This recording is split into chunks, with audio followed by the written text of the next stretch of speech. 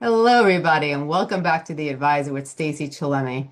In a world where we're pulled into millions of directions, it's easy to forget the value of our own energy, our own time. Too often, we're so available to everyone else's needs that we lose touch with ourselves. But here's the truth. When you stop being consistently available for everything and all the changes around you, relationships evolve, respect deepens, and your life opens up to possibilities you never imagined. Today, we're diving into this transformative conversation and concept with someone who lives it, teaches it, and she's a master at it. Let's welcome Carol Ann Terrence to the show to share her wisdom, her inspiration, her actionable advice on how boundaries can elevate your life. And she is an expert in this, and she is also a personal development and grief expert as well. And she is just an amazing woman with a lot of great advice. And today we're going to talk about, I'd love to start this conversation with understanding the power of availability. Now, Carol Ann, let's start with the core idea behind your philosophy. What does it mean when you're constantly available to someone else's needs, often led by others, taking us for granted? It means you have no time for yourself. You have no life. Yeah, you have no life of your own. You're constantly in a struggle of giving up who you are for Mhm. them. Right. Um, it took me a long time to learn how to do this myself. Yeah. I mean, a long time because I was a people pleaser. I wanted everyone to like me. Oh my gosh. I Mhm. just And I was very quiet until my divorce in my early 30s. I didn't really speak much. I left it up to everybody else. Yeah.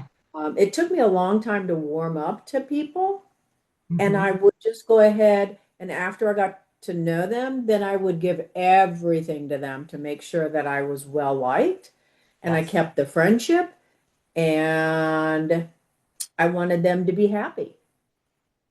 It's crazy because I was the same way, and I think millions of people out there go through the same thing. I did that all the way to my late 40s. I was always trying to people please everybody, especially if I cared about them and I developed either a good friendship or relationship with somebody, or if it was a family member, well, I would go all out and beyond. And it got me to a point where I got really drained in life. And I got to a boiling point where I had to stop and think for a second, can I live life always pleasing others? Because it seems like it's hurting me mentally and physically by always thinking about everybody else and not putting myself beforehand. Now, was there a specific moment in your experience in your own life that made you realize the importance of boundaries and protecting your energy? I think mine came through a work style. Because I love what I do with the company and Hmm. I go, go, go. And I got to the point where I would literally hit a wall. I would make sure that everybody was taken care of. I made sure that everything was handled, that everything was on top, top, top, that the employees were really happy, that I was doing the right thing for the employees. And I hit the wall not once, but probably two, three, four times before I really understood I can't do this. I have to take care of me. It's that old saying they tell you when you're on a plane. And I'm not sure I heard that on this last trip, honestly, or else I was already asleep. Mask comes down, put yours on first before you put on your child's mask. Yes. You don't take care of you, you're not around to take care of anybody else. And that is the honest truth. And I also learned that, unfortunately, when my late husband was in the hospital, I was in and out of the hospital so much with him for a month and a half. And it got to a point where, and the guy's a doctor, and we would go to the emergency room. And it got to a point where they took me aside and said, do I have to call the police and call this elder abuse? Well, um, hello, I'm not that much younger than him. Oh my He's God. a physician. He knows what's going on with his body. Unfortunately, it was starting to show signs of breaking down, and that was their takeaway instead of going, there must be something really wrong. We need to look at him. Yes. And I was so exhausted from taking care of him and coming and going. And I had two small dogs at the time at the house too. I just flatlined. I couldn't get out of bed for a day. I was that exhausted. And I remember somebody telling me, you got to take care of yourself. You're just as important as taking care of him because if you're not there for him, who's going to be there for him? Exactly. And I thought that sounded really selfish at the time, Hmm. but it's not. And I've had to learn through all my years, and I'm telling you, it's a lot of years of experience and going through this therapy that I do with this incredible energy worker of releasing all my old stuff and realizing that it's okay to have my feelings. It's okay to put up boundaries. Hmm. It's okay just to be me. Yes. And I'm learning to do it from a really soft side instead of what I was shown from my father, that male, boom, boom, boom, boom, boom. We got to drive it home. We got to be the best at what we are. Oh my Yeah. gosh. But ironically, as a teacher, I was soft spoken. Hmm. I used the soft voice because I knew that's how I got their attention. Right. So it's just interesting to see how much we learn and grow from in our experience. But I truly have learned there's nobody more important in my life than me. And that is so wonderful that you came to that realization. It seems like a lot of us don't realize it till later on in life, and we feel guilty or shameful. If we're not there for other people, if we're not giving the people around us that we love, especially our family members, if we're not putting out and trying to do everything for them or get their approval or get their love or get their attention, and basically saying, "Hey, I love you. Look at what I do for you. Look, you need Right? this." And you want them to know how much you love them, but at the same time you're not taking care of yourself and it's exhausting you. And I can look at mothers and I could just pick out the ones that overdo it and don't take care of themselves, because you could just see it. You could see the drawnness on their face. You could see the way they look. You could see some of them, they don't care how they dress anymore. They look drained, their face, their eyes, everything. It just shows, when you start to not really give yourself self-love. Yeah, absolutely. And I was just in New York City with my kids and grandkids. Oh my gosh, I see how they do for their kids as I did for my son. Right. And it really, I had to hold back and just observe. Yeah. Be the best grandmother there is, but they're going to learn how to find their pace also. 100%. I think sometimes being the best grandma is saying the least you could possibly say, and sometimes maybe just fit it into a conversation naturally, but not really giving advice or your opinions, but just, somehow sneak it in there every once in a blue moon, not all the time. I've got this great friend who's in her late 80s, and she gave me the best advice ever. And she said, honey, just sit there, nod your head, and open your pocketbook. And that's all you need to do. I Don't love give it. them any advice. I love it. She's right. She's right. Definitely Yep. right. Now, when people hear the concept of stepping back from the constant availability, they might worry about how it's being selfish, just like we were just talking right now, or being unkind. How would you reframe that? I mean, you talked about putting the mask on, and you talked about, and it's so true. That's the best example you can give, is that when you're on an airplane, you can't help anybody else unless you put the mask on. Now, is there anything else about, like, because people sometimes worry, oh, people aren't going to like me. They're not going to see me as a good person if I don't always be there for them. What do you have to say for those people? Toughen up.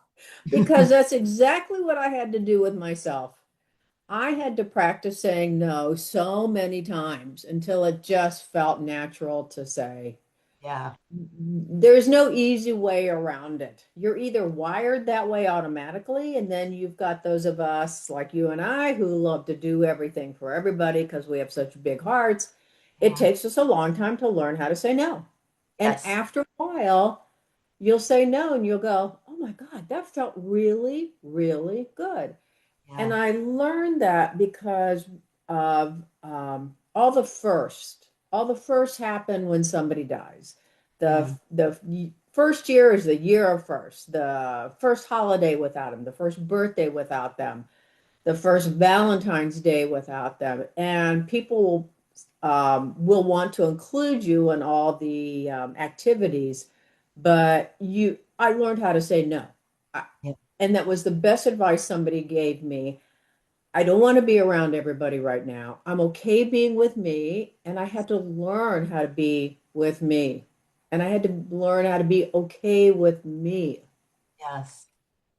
It took me practice to start to say no. And I almost, I was proud of myself last month because someone wanted me to do something. And at first I said, I was about to say yes. And then I thought about it. And then I emailed them back and said, I thought about the situation and I don't think it's a really good thing, for me and my children right now. So I think, even though they're not children, they're grown people, we got invited somewhere, but we really didn't get invited. We were the people on the side where if we have a couple of seats or plates left, you could throw these people on, and The so I last minute invite, those are my last minute favorite. invites. I didn't really feel comfortable being the last minute invite, and they're like, "Bring your kids," and I'm like, you know what? I thought about it. I'm like, you know what? If they wanted us to come, they would have asked us. Otherwise, this isn't really, thank you very much, but I think we're gonna pass on this. And normally, because it's family, I would have just like went anyway, just to please that specific person.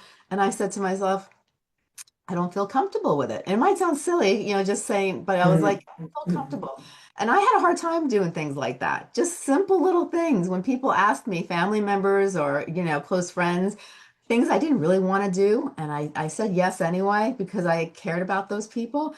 But then at the same time, I'm like, Stacey, why are you saying yes? You And don't really, how'd you feel after you said yes?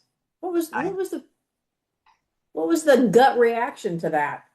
I was disappointed and upset with myself. I was just like, it kind of like a sledgehammer, like hitting myself, it's Hmm? just, why are you doing this? What's the point? And I couldn't, it's just, I've always been a strong person, but when it came to things like this, I was a mush gush, but it definitely hit my self-esteem. It hit my integrity. It hit my pride, my respect for myself. All those things kind of got like a little dent every time I said yes and I wanted to say no. Yeah, and it's awful, and you can feel it. I remember saying yes to a business deal and waking up in the middle of the night, and I was in panic state. Yeah. So I knew that was the wrong thing for me. And Yeah. unfortunately, I got stuck in it because I Yeah. said yes. I didn't listen to my gut reaction. Your gut and your heart are really what motivate us, and we really have to learn how to listen to that. I think because in the technology world now, we're so used to instant gratification. I'm setting up my new phone and I can't even get my messages to come up as quickly as I want. It's like, oh my God, maybe I should give the phone back. Maybe it's a bad phone. It's a lemon. What's going on? I, stupid thinking. Yeah. It really is. That's that instant gratification. And the same thing. Slow down, take a beat, think about it. You don't have to give an answer right away. And that's what I've learned. Right. Also, in the process of taking care of me, I don't owe anybody an answer. I don't owe anybody an explanation. The only person I owe it to is myself. Right. And as long Exactly. as myself is happy and I'm filled with joy, that's the only reason we're here on this planet is Yeah. to enjoy our time here because it goes fast. I can't believe I'm clocking 70 in the next couple months. It's ludicrous. I mean, where did time go? I have a Exactly. son in his mid 40s. There's no way. Yeah. I was just thinking the same thing in the shower this morning. I was in the shower and I was literally thinking, wow, I am 53 years old. I said to myself, I said, I'm halfway, I've just passed the middle timeline. And I'm like, before I know it, I'm thinking about how my family just, I remember them when my parents were in their 40s running around. I remember all these little things. And now my mom's in her late 70s, my dad's in his early 80s. And I'm like, where did the time go? How quick is this next part of my life going to be? And what am I going to do in this next part of my life to make sure that I'm fulfilled and I'm happy with where I am? Because I think that's what people really have to stop and think. Our legacy, are we going to be, when we leave, we're going to say that we did the things we wanted to do and that we were happy and we had lived a fulfilling life. And if we took that mentality, life would be so much better, if we thought like that rather than worrying about everybody else. Mm-hmm. I totally agree with you. Absolutely. What's joyful? I was talking with somebody in New York who's actually a friend of my son's, and he said, "Oh my gosh, you really like things that make you happy." And I never thought of it that way. Yeah, And he's so right. I like to surround myself with happy things, yeah, which is why my house looks like a little French garden in here and tons of Mackenzie Childs. It makes me happy. yeah, yeah. And that's what's important. And what are some of the early signs that a person's relationship or work environment might need boundaries to reset their protection of their own energies? I think the early warning sign, especially that I've seen for myself, is the fact that I start barking orders and I'm Hmm. grumpy and I'm irritable and I'm not saying things as soft as I know I can. That's when I know I've overextended myself. Yeah, So I've started putting boundaries on my work life. No meetings on Fridays. I don't even really want to do meetings on Mondays. right. I want to stop work at 4 o'clock, as hard as that is, because I've got East Coast, West Coast time zone working with us. But it's important for me because I was putting in 14-hour days. They're long. It's too much. Right. Even though I was raised and trained that way, it's too much. And then in my personal life, I mean, let's admit it, we spend majority of our life at the work arena. Your Yeah. friends are there, your life is there, your interaction is there. You bring it into the house at night, you're a mess. Yes. You come in and don't talk to me, I'm really irritable. And unfortunately, the other person there goes, well, what did I do? Yeah, exactly. That triggers them to thinking they did something wrong. Right. It really snowballs into such a bigger brouhaha than it really should be. You haven't settled things within yourself. You haven't figured out what's going on in there. Yeah. You know, when we opened our practices in the early 2000s here in Arizona, I had one employee who loved to bring her home life in with her.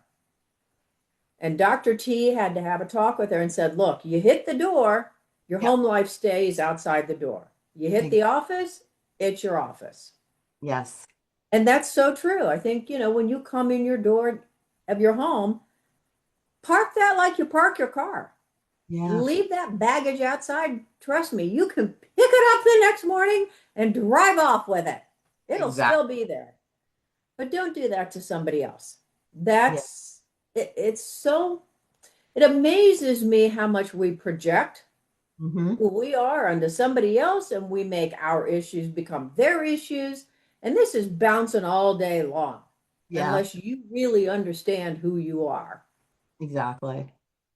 It was it hard for you because I know for my husband having a wellness clinic and it was very hard for him just to hang up the coat because they'd find him anyway. And for me it Mhm. was hard too because you go through struggles and sometimes you just want someone to lean on, but then it's not a healthy lean either. You don't want to come home with your problems or your work problems and even though you're looking for comfort and support, it's not a healthy relationship because you should be focusing on different things, fun things, joyful things, laugh, Right.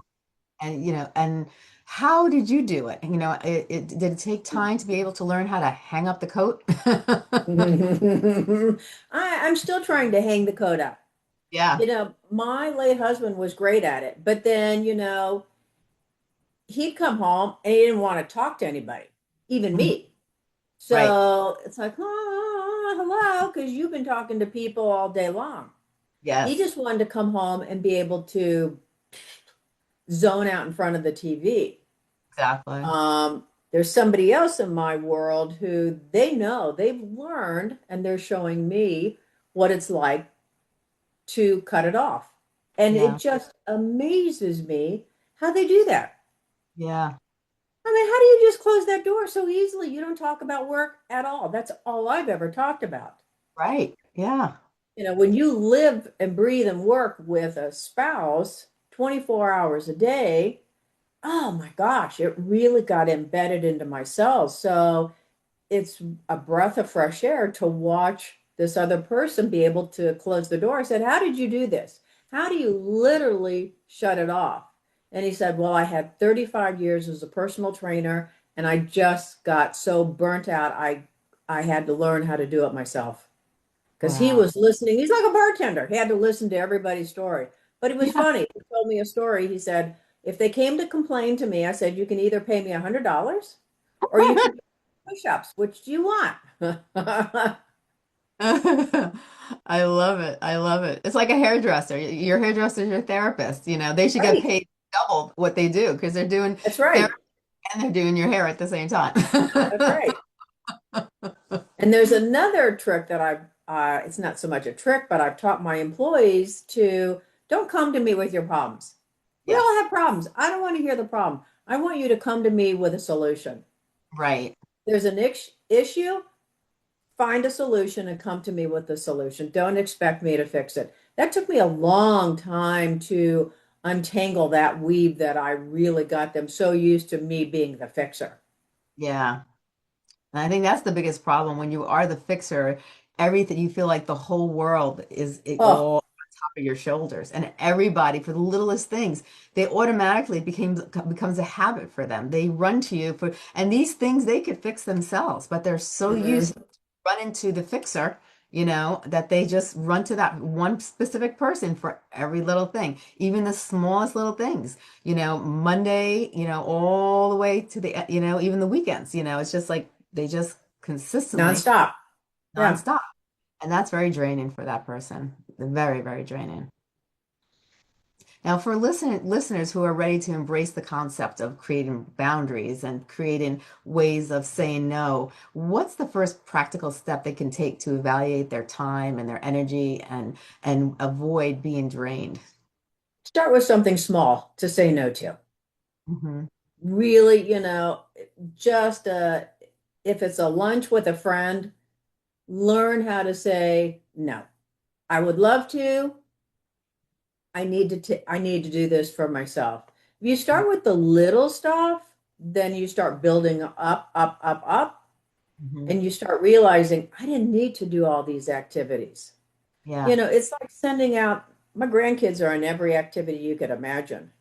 And I think they're finally learning where's the playtime just for them. Yeah. So you've got to find that balance of really taking yourself into accountability of no, this doesn't work for me. It doesn't have to be a harsh way to say it. I Yeah. appreciate the invitation, but I'm going to have to pass. And it's Right. that simple. And that's great advice because I know so many people that, especially as grandparents and parents, they feel that it's necessary to be at every game, especially the grandparents. And it's, they go out and they try to be supportive, but then it wears on you too, because as we get older, we don't have that umph that we had, when we were in 30s and Oh, Stacy, I can tell you that for sure.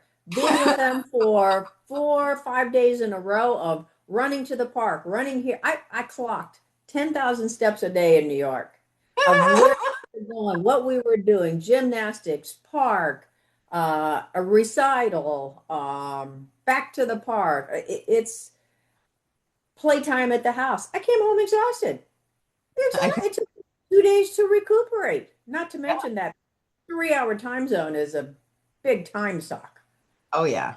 Oh yeah. It wears on you. It wears on you a lot. And I see some grandparents doing that. I'm like, oh my goodness, it's not healthy. It's not healthy. And I've seen grandparents get worn down. The ones who consistently do it and don't give themselves breaks, well, it shows after a while. And it's not healthy. And then I think to myself, don't the parents, even though they see what it's doing to the grandparents, because sometimes, that they think, oh, they're my parents, they'll be there for me. But then they have to kind of think too, at a certain age, they're not 30 and 40, 40 years old where they were Mhm. able to jump around and run around. It takes a toll on your body. It takes a toll on your health. It really does.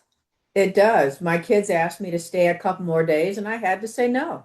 Yeah, I love to stay, but I need to get home. right. Was I feeling guilty? Yeah, a little bit, especially when I get the video of the award from the school, but it passes. This too Yeah, shall pass. right. And that's important that people I think should remember this too shall pass, and just be able to not, it's okay to say no. It's okay to set boundaries. You shouldn't feel guilty. Like we said, self-care, self-love. Now, for what advice do you have for maintaining boundaries for long term and ensuring that you don't lapse or phase over time? Oh, I think we're all gonna relapse. We're all going to do oh, I'd love to go, I'm gonna go. And then you get there and go, why am I sitting here? Yeah.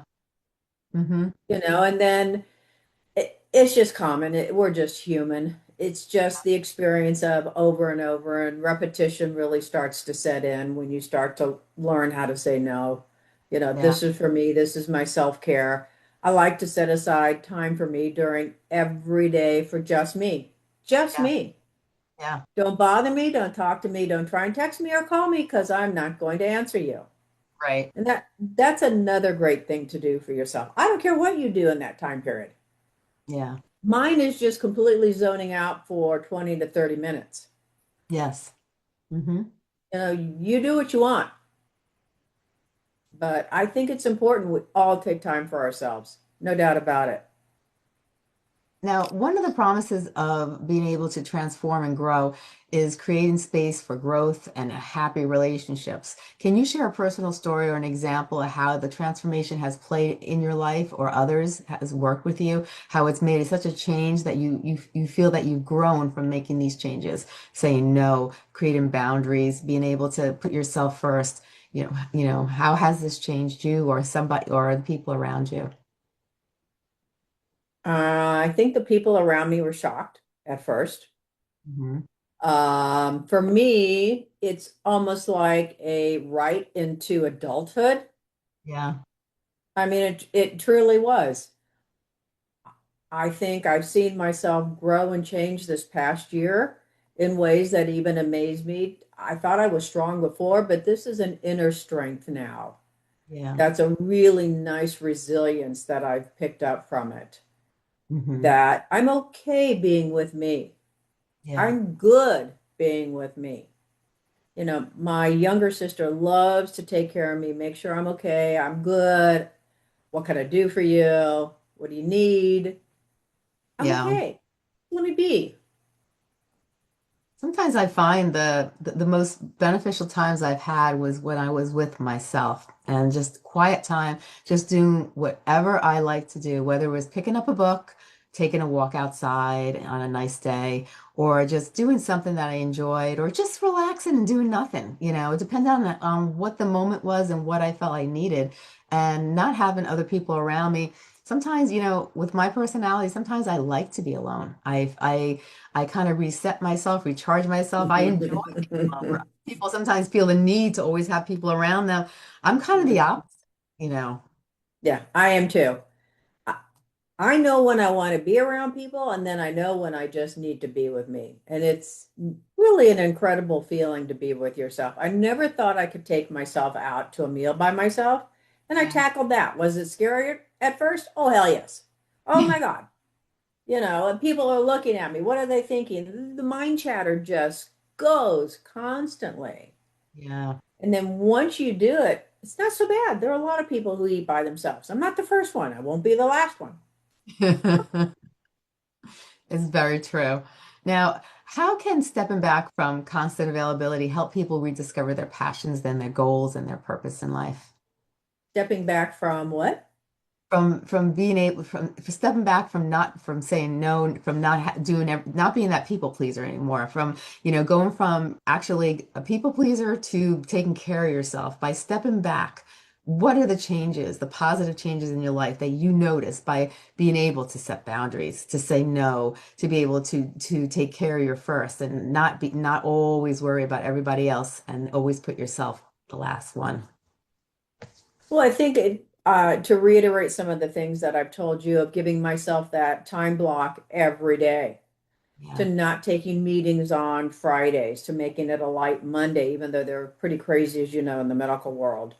Yeah. Um, just to making sure that I'm okay so Hmm. I can be there for somebody else. Checking in with myself periodically too. Yeah. I like that. Now, if there was one powerful takeaway or mantra that you would like our listeners to leave today with about protecting their time, their energy, what would it be? Listen to yourself. Learn to be the best you can be. Whatever it takes, whatever it looks like, whoever you are. Really stand in the power of who you are. You'd be surprised at how much you have to give. There's a ton of love and joy and excitement in there if you're willing to tap into it and let it out. I love that. I love that. Now, what's the significance about giving ourselves permission to say, I matter? And how simple is that? And how simple does that affirmation shift everything? Oh, I've been doing affirmations since the 70s? No, 80s. Somewhere in there. It's a long time ago. But who's counting? I love affirmations because they reset me. They Yeah, really do. They get my mind focused on what it is I need. And it, again, brings it back to that joy and that happiness. And that's all that matters. yeah, Really is. If you're not happy going out and you said yes, who do you have to blame for that one? exactly. Just yourself. Because Exactly. then you start taking it out on everybody else. I'm not happy here. I'm angry. I'm irritable. And then you ruin the vibe of the reason you went out. Right. Exactly. Now, this has been wonderful, Carol Ann, and I thank you for reminding us that our energy is sacred and our time is valuable and boundaries are life-changing. To everyone listening today, growth begins when you create space, then what you really focus on life, what truly matters. And here's to embracing that freedom. Thank you so much, Carol Ann. Before we go, is there anything else that you'd like to maybe input, before we leave that you want people to, think about as we end this podcast? I think everybody really needs to know who they are. It's a journey, it's an exploration, it's scary, it's spooky, it's fun and exhilarating. So, really take time to get to know yourself. I love that. Aww. Thank you so much, Carolyn. I really love you. I think you are the best when it comes to really opening people's eyes up to new ways of, dealing with life, dealing with, hardships, and just learning how to find the joy and happiness in your life because we all have the ability to overcome crisis. We all have the ability to overcome obstacles. It's not easy, but we have the ability. We have that inner power within us and we all can do it because when push comes to shove, what's the purpose if we're not happy and we don't live a joyful life? And, sometimes it takes practice, it takes time, it takes, ways of learning how to do it. But with anything, if you really want something and you try to do it, you shall succeed. Very nicely said. Very nicely said. Well, I love you and I can't wait to see you soon. Remember, everybody, this is the founder of Sotapelli Therapy, and she is wonderful. She has a wellness clinic and in Phoenix, Arizona, and she is just an amazing person. And she has them scattered throughout all over the United States in different areas if you look them up. And her husband was the creator of hormone pellets, estrogen pellets, and she lives on with his memory today. She lives on to bring what he created to keep it alive and to and help women and people who suffer from hormone imbalance and suffer from different conditions to help them become live their life to their full potential and live a joyful, happy life. So thank you once again, Caroline. I love you to death, and I can't wait to talk to you soon. Yeah.